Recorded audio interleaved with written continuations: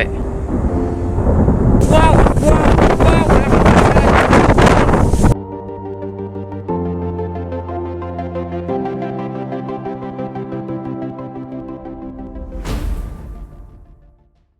Salut tout le monde, c'est Jumbo XM et bienvenue dans cette nouvelle vidéo. Dans cette vidéo, je vais vous parler de l'ouragan Ernesto et puis du temps des prochains jours. Déjà, l'ouragan Ernesto, pour commencer, s'est développé donc ici, par là, pour atteindre la catégorie 2 jusqu'à la catégorie, donc catégorie 1, catégorie 2, catégorie 1 sur Hamilton, avec des vents à 130 tout de même. Et là, il s'affaiblit même extrêmement. Là, voilà, il s'affaiblit complètement, même si là, il y a toujours des rafales à 160. Bah, il va s'affaiblir. Il va perdre ses caractéristiques tropicales très proches de l'Irlande. Donc ici, là, jusqu'au petit point blanc que vous voyez là, c'est qu'il a toujours ses caractéristiques tropicales. Mais une fois ce petit point blanc passé, donc là quand on part sur jeudi, voilà, là plus de caractéristiques tropicales. Là, ça va juste être un coup de vent ou une tempête. Il va rester une tempête classique, sans que ça soit une tempête tropicale, qui va quand même occasionner de fortes rafales de vent sur le Royaume-Uni avec des rafales à plus de 100 km/h.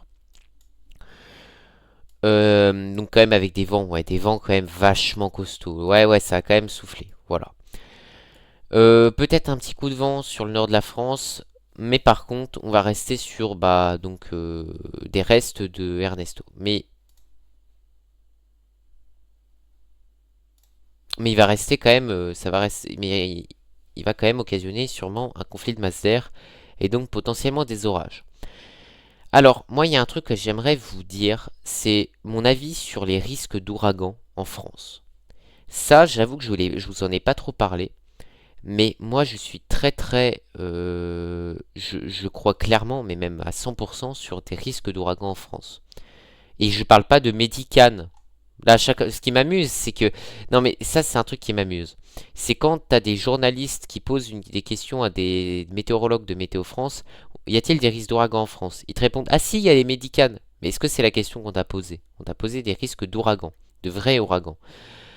Des risques de vrais ouragans, je vais vous répondre franchement, j'ai pas peur de le dire. Avec le réchauffement climatique, si le Gulf Stream ne s'affaiblit pas, ou pas trop, et que le réchauffement des océans augmente plus que l'affaiblissement du Golfe, enfin que le refroidissement dû au Gulf Stream, et bah à force, la température des mers va complètement augmenter et va tout simplement être propice à la formation d'ouragans dans l'Atlantique Nord et surtout que ces ouragans vont garder encore leurs caractéristiques tropicales jusqu'à même voire dire carrément des vrais ouragans, donc catégorie 1, 2, peut-être 3, touchant la France, et même peut-être d'abord des tempêtes tropicales. Parce que si, là, vous voyez, là, tout ce qui est eau rouge, donc là, tout ce qui est rouge, c'est les eaux, on va dire, assez chaudes pour les ouragans. Il faut quand même minimum 27 degrés, mais on va dire, voilà, à mon goût, lors des prochaines années, ce rouge-là que vous voyez va de plus en plus monter vers les hautes latitudes. Là, je pense que d'ici 5 ans, enfin d'ici 10 ans, là, le rouge que vous voyez là, il va monter jusqu'à, je dirais, là. Jusqu'on va dire la latitude de Royan. Vous voyez. Alors, prenez la latitude de Royan, on est déjà à peu près, on y est déjà à peu près. D'ici 10 ans, c'est complètement pas improbable en fait. Ce que je veux dire, c'est que là, le réchauffement climatique, là, l'horloge est enclenchée, là, ça peut littéralement arriver. Voilà, je tiens à le dire. Mais bon, c'est à surveiller. Après, bien sûr, Ernesto n'est pas concerné. Ernesto sera plus un ouragan quand il touchera les côtes européennes. Voilà. Mais pour le moment, il en est toujours un. Et ça peut relativement changer. Même si, bien sûr, en fait, le jet stream, il est un peu désordonné et qui risque un peu plutôt de faire n'importe quoi. On va pas se mentir. Mais bon. Bref, on va passer maintenant aux températures des prochains jours. Alors, j'adore le modèle WRF. Voilà. Le modèle WRF qui est vraiment un super modèle, surtout le 0.05 qui permet de voir très loin, assez loin en tout cas. Donc là par exemple je peux voir que on a demain que aujourd'hui, enfin voilà, on n'a pas des températures très élevées. Par contre demain ça va un peu réaugmenter. Et que bah mercredi, après on va rester sur des températures plus fraîches. C'est que là par contre, ah il voit peut-être des températures un peu froides WRF. En fait ça c'est sûrement dû... Alors on va prendre GFS. Ouais c'est vrai que non, on va pas avoir des températures si chaudes les prochains jours, hein. Ouais ça va vite remonter mais... Ouais c'est pas chaud, hein. C'est pas chaud chaud, hein. Ouais c'est pas... fou mais ça c'est dû bah... au flux océanique qui se remet en place. Et puis il y a petit Ernesto qui vient nous rejoindre. Alors Ernesto, c'est, il me semble que Ernesto c'est lui. Ernesto c'est lui. Ernesto ça doit être lui. Le 20 août. Non, 20 août. Non, c'est pas lui. Ernesto c'est plutôt le 23. Mais Ernesto c'est ça, c'est lui là. Donc vous voyez, Ernesto va quand même occasionner bah, pas mal de bazar, hein. Ernesto va quand même faire un bon conflit de va occasionner, je pense, un bon conflit de masse d'air. Voilà, donc déjà on rentre encore une fois dans un flot océanique. Et puis là le 23, là Ernesto, hop, va occasionner un bon conflit de masse d'air. Et je pense que là on risque d'avoir des orages, hein. Et après là on re-rentre complètement dans un... Là on va être dans un flot océanique, je dirais, jusqu'au 24 août. Et après j'ai l'impression que ce flot océanique, il se stabilise un peu. Ah, et on aurait peut-être tendance à avoir des températures qui vont revenir un peu plus à la norme, au normal de saison. Ouais, ça va être un peu plus chaud là, on va... Ouais, ça va être même bien plus chaud. On va avoir des températures quand même s'approchant quand même des 30 degrés. Mais ça va être quand même plus raisonnable. Mais le flux océanique se met vraiment officiellement en place avec quand même un jet relativement plus ou moins désordonné en fait. J'allais dire puissant, mais il est complètement nul le jet.